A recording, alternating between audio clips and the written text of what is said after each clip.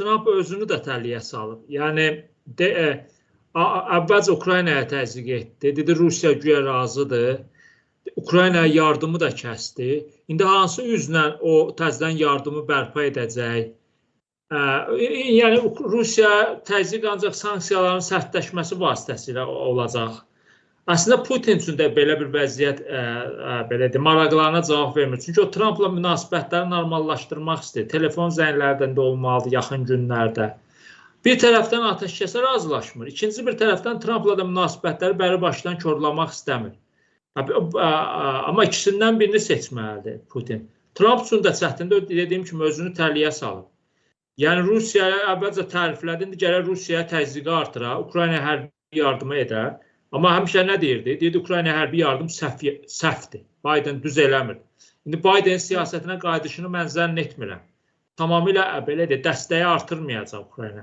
Ola bilsin kəşfiyyat məlumatlarına bəlkə bölüşmədə davam edəcəklər. Müəyyən hərbi texnikalar da veriləcək. Amma Biden dövründəki kimi də olmayacaq. İndi bütün iplər Putinin əlindədir. Putin də belə çıxıcı Trumpın taleyi ilə oynayır faktiki.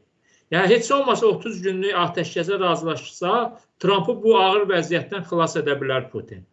Bu Putin üçün də vacibdir, Trump üçün də vacibdir. 30 günlük atəşkəs lazımdır. 30 günlük. Bu müharibənin sonu çatacağı anlamına gəlmir. Bu sülh sazişinin imzalanacağı anlamına gəlmir. 30 gün Trumpa çox lazımdır. Müvəqqəti atəşkəs, sonra bunu bir 3 ayda uzadacaq.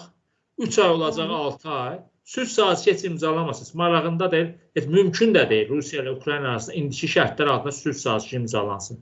Atəşkəs, başlıca məqsədi Trumpın atəşkəsdir. Atəşkəs, müharibə dayansın, sonra uzun-uzadı danışıqlar başlasın. Bu da, Trump da bunu belə qələmə verəcək ki, gördünüz, mən faciənin qabağını aldım, hər gün hər iki tərəfdən minlərlə hərbçi öldürülürdü. İndi ölmür hərbçi. Ona görə iplər Putinin əlindədir. Putin belə bir şansı Trumpa verməsə, bəli, yəni Amerika məcbur qalıb Rusiyaya qarşı sanksiyaları sərtləşdirəcək. Amma Ukraynaya tam yardım bərpa edəcəyini də zənn etmirəm. Çünki işbaz Trump deməli, xərclə arası yoxdur. Gəlir qazanmağa hədəfləyən bir prezidentdir. Ukrayna isə başdan ayağa xərcdə belə baxanda. Pul verilməlidir, hərbi texnika verilməlidir, digər yardım vasitələri çatdırılmalıdır. Buna Trump getməyəcək. Yox, əgər yenə də atəşkəs olmasa, onda yeganə alternativi Trumpın Putinə təzyiqi müəyyən yollarla artırmaq, sanksiyaları sərtləşmək. Ona mən hesab edirəm ki, Putin hiyləgər siyasətçidir. Putin Kursk ətrafında vəziyyəti Rusiya üçün stabilləşdirəndən sonra mümkündür ki, Trumpın 30 günlük atəşkəs təklifinə razılaşsın.